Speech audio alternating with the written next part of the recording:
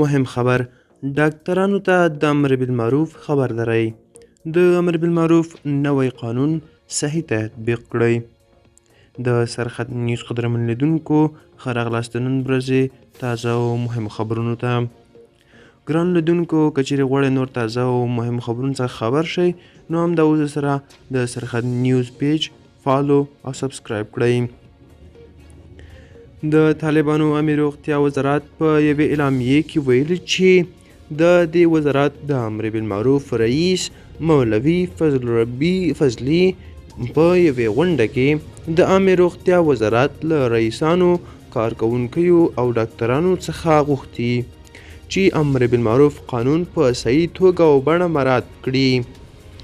نوموړي ډاکټرانو ته ویلي د امر بالمعروف قانون موخه د ټولنې اصلاح کول دي او له ټولو کارکوونکو او ډاکټرانو څخه غوښتل کیږي چې ترڅو د تطبیق لپاره له دوی سره هر راز همکاري وکړي.